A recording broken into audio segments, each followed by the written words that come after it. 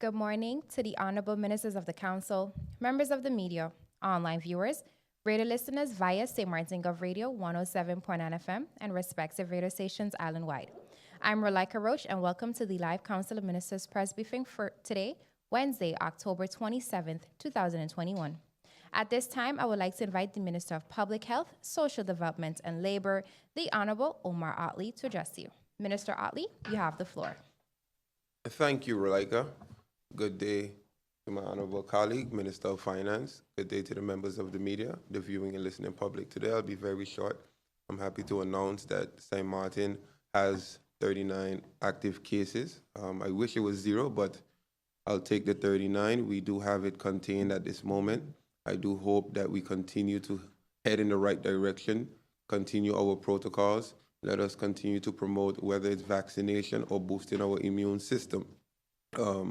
I just really want to touch on the health pass, the MOI that was signed between myself on behalf of the government and the nightlife institution. To enter these establishments, you would have to show proof of vaccination or a negative test no later than 48 hours. There's a laboratory in Simpson Bay where testing will be going until 11 p.m. for those that wish to partake in the nightlife activities. The laboratories, SLS, ATLS, I know for SLS, they have decreased their pricing of antigen testing. So I hope that we can head in the right direction. There will be two-phase approach. We will have another time extension in the near future. And after that, once everything is in place, everyone is compliant with the health pass, and we see that the numbers remain contained, and then we will absolutely go back to normal once we see that compliance is held and everything is being maintained. That was the only update, and I want to update that the health pass will start this Friday. This Friday, it will be a requirement to enter these facilities. Thank you. Thank you, Minister Otley, for your opening remarks. At this time, I would like to invite the Minister of Education, Culture, Youth and Sport, the Honorable Dr. Anders Rudolph Samuel, to address you. Minister Samuel, you have the floor. Good morning. Thank you, Rolika. Good morning to my colleagues. Good morning to the media, CoM. Good morning to the people of St. Martin. This morning, I would like to inform the public of St. Martin on the following. As Minister of Education, Culture, and Sports, together with the ministry, we would hereby like to inform the public that in order to meet the primary and secondary school needs, the ministry, in collaboration with the school boards, have created the Professional Development Program, which is aimed at providing those who are already in school service the opportunity to become fully qualified to teach. The ministry has now also decided to extend the program to professionals who would like to start a career in teaching. This initiative is for all interested in a career change to become an educator. Professionals will have the opportunity to acquire a bachelor in primary or a secondary or a bachelor's in secondary education. This is an initiative, most naturally together with between USM and UVI. Extension of the registration date of the bachelor's degree program for primary education has changed. The new date is now November 30th, 2021, and not October 30th, 2021. Please apply by December online, and you online at UVI-Teacher Certification Secondary Program. The start date of the program will be the spring program of January 2022. I would also like to inform the public, even though we are still in October, of the upcoming big event of St. Martin, which is St. Martin's Day. We know that the circumstances that we have does not allow us to celebrate as wide and grand as we would want. So the program would be in two parts, namely part of the program will be virtually via the media, via the social medias and everything. There would be a program on that side, and the other side of the program would be live, like the church service. So I'm asking the public of St. Martin to be ready. Let us start to celebrate. Let us start to know what St. Martin is for us so that we can, enjoy and show our St. Martin's Day celebration mood. I thank you for this, and I will await the questions. Actually, I cannot stay long, but I will await some questions. I thank you. Thank you, Minister Samuel, for your opening remarks. If you've just joined us, you are watching the live Council of Ministers press briefing for today, Wednesday, October 27, 2021. Thank you for joining us. We now move on to the question and answer session. However, before we begin, I would like to inform that the Minister of Finance, the Honorable Artwell Edion, is present, however, will not be making any opening statements, but available for any questions the media may have. The floor is open, and I would like to invite Bibi Hart Shah of SMN News. You have the floor. Good morning, Rolika. Good morning, colleagues. Good morning, ministers. My question is to the Minister of Finance, who is also the acting Minister of VROMI. In the absence of the Minister of VROMI, Minister Irian, can you give us an update as to the installation of a full board at NVGEBE?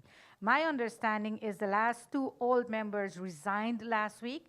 There are now 4 members, but the situation at GEBE Minister is overbearing.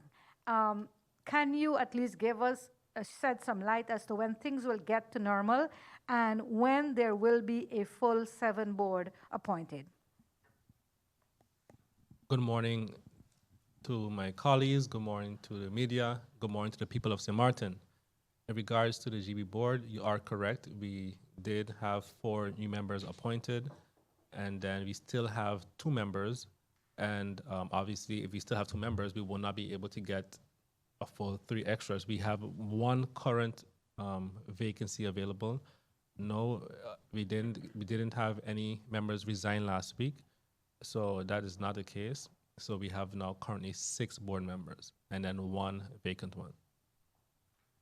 Thank you, Bibi, and thank you, Minister Edion, for the response. I would now like to invite Jacqueline Huffman of the Daily Herald. You have the floor. Good morning, ministers. Good morning, colleagues. Minister Otley, this Friday, the director of the MHF, Mr. Garcia, is going to Aruba to sign a cooperation agreement on your behalf. I would like to ask how St. Martin is going to work with the other islands, seeing that the islands, the best islands require big registration, and St. Martin has no doctors that can go to treat patients at Seba or Stasia. So what is this cooperation agreement exactly? Thank you, Ms. Hoffman. Definitely, I had a meeting yesterday with the Mental Health Foundation, and we are looking into strengthening our resources, strengthening our capacity. As you know, big registered doctors are needed. I kind of get the direction in which you are going, but definitely the collaboration is something that can help mental health. The collaboration can help mental health financially as well. It can help collaboratively, and we hope to have a collaboration where, whether it be from Aruba or Curacao, we then can interchange. But definitely the plan, based on the meeting yesterday, is to strengthen the source of mental health, and we are hopefully trying to acquire big registered specialists as soon as possible. Thank you, Minister Otley, and thank you, Jacqueline, for the question. I would now like to invite Lyndon Brown of BCNTV. You have the floor.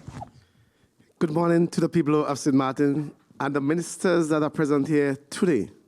Question to the Honorable Minister Samuel, it was just recently that the Caribbean CXC, yeah, result came out, Minister, and I did not hear you said nothing, Minister. What do you have to tell us? Thank you, Mr. Brown. I agree with you that the results came in, and I am busy analyzing them, and I will have that analysis for you in the next briefing. But I did get them, yes. Thank you, Minister Samuel. Thank you, Lyndon. We now move on to the second round of questions. Bibi Hatshaw, you have the floor.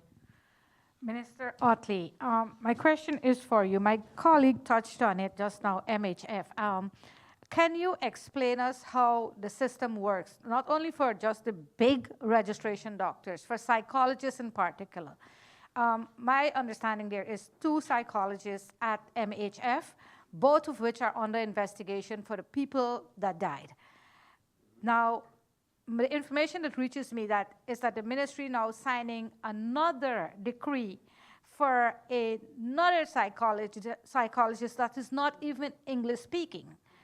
Does government have the right to issue decree to psychologists that are already on the island that they can work independently and not with MHF, since there are some that may have disagreements with the establishments?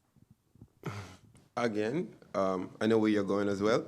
However, at the moment, mental health is the only entity that can house patients. And with any good governance, it is stated in the law regulations, like say for the medical center, any establishment has to have a relationship with medical center.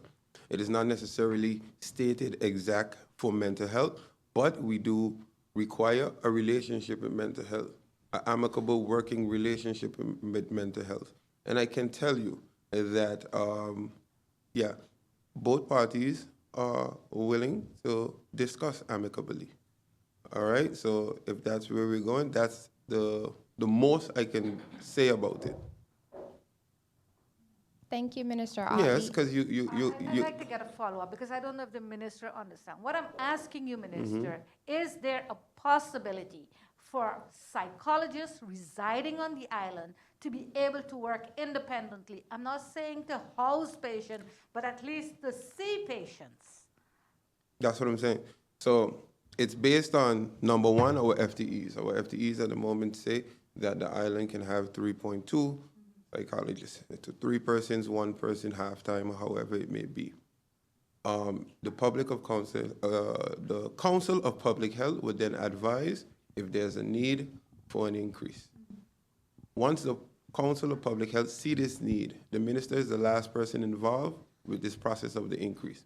Once the Council of Public Health sees the need for an increase in psychiatrists on the island, definitely the ministry will agree. So now, the last time this analysis was done was many years ago.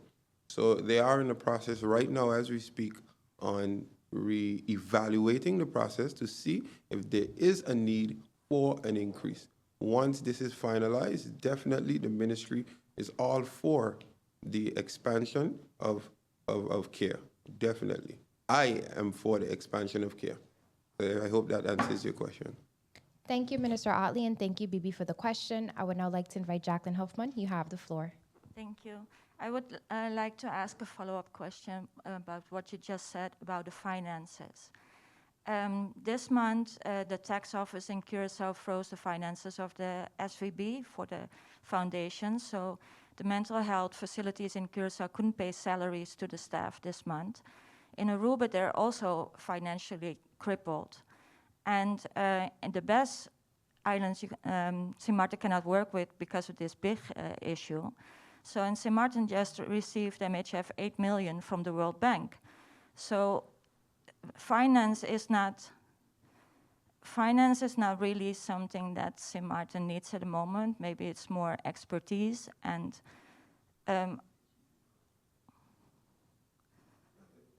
no, relating to the finance, because you said the MHF needs money. You said that will come from the cooperation. Yeah, I'm just wondering. I think it's very, I never heard that especially in these times, somebody say finances, St. Martin don't need finance at this moment. You just listed Aruba, Curacao, who are in dire need, in dire situation. Yes, St. Martin. Is Yes. St. Martin going to help them? Yes. No, that's not your question. Yes, St. Martin is not in the situation as dire or as Aruba and Curacao. And I commend SZV, I commend the personnel, I commend St. Martin for not reaching this far as yet. As a matter of fact, the director of SZV was invited to Curacao, to SVB, to share some ideas, share some work operations to see how to improve their functions. Now, we all know that we might not be in a situation as Curacao and Aruba, but we all can attest that SZV right here is struggling as well. So I don't want to make it seem that we don't need finances. We're just not in the situation like the others, but we ourselves need every finance that we can get. That's our survivability. But from the medical doctors from MHF, who is going to help Curacao and Aruba then? I have no idea at this moment. But you asked me the first question about the finances, so I answered that. And that was why I say that finances are important, because I don't want to end up in a situation like Aruba and Curacao. Thank you, Minister Otley, and thank you, Jacqueline, for the question. Lyndon Brown, you have the floor. Question to the Minister of Finance, in that the Minister of Rome is not here today. He have prior meeting. Minister, what we are focusing on now, recent years, there always be some blockage of the beach. Like, for instance, the Beacon Hill problem, which is looming presently. Now, I needed to explain in behalf of the Minister of Rome how it works that a group of people in gated community believe that they can make security bars, as you can see, Guanabay, Mount Vista, Belair, all of these beach area. Make it plain to the people, Minister, and which article, that nobody do not have the right to put security bars. For what reason? What is behind this gated community? There's Minister, and there's a lot of things going on. I will speak widely. And law enforcement officer need to visit this area.